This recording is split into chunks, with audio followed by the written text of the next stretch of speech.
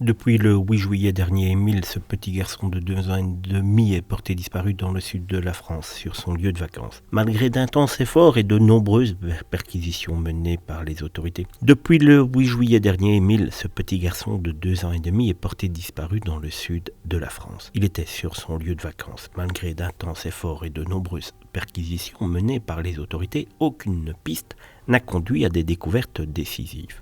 Les dernières perquisitions qui ont eu lieu cette semaine n'ont abouti à aucune mesure de garde à vue. Les gendarmes, notamment de la section de Marseille, ont effectué 36 nouvelles perquisitions parmi les proches du petit Émile dans différentes régions de la France. Des ordinateurs et des téléphones ont été récupérés, mais jusqu'à présent, aucune information n'a émergé pour aider à retrouver le petit garçon. Les enquêteurs n'excluent pour l'instant aucune piste, qu'il s'agisse d'un accident, d'un meurtre avec préméditation ou de violence intrafamiliale.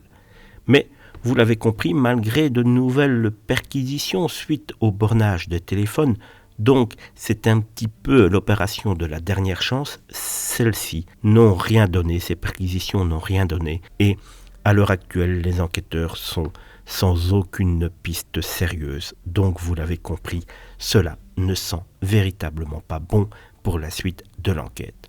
L'affaire a suscité une attention internationale, notamment au Royaume-Uni et aux États-Unis, où certains médias ont même établi un parallèle entre la disparition d'Émile et la série télévisée britannique The Missing, qui relate l'histoire d'un jeune garçon disparu en France pendant ses vacances de famille. Malheureusement, après 4 mois de recherche, l'espoir de retrouver Émile s'amenuise et l'affaire demeure entourée de mystères et de préoccupations. Ce qu'on redoutait il y a maintenant 4 mois, c'est-à-dire une affaire Grégory bis, semble de plus en plus se dessiner.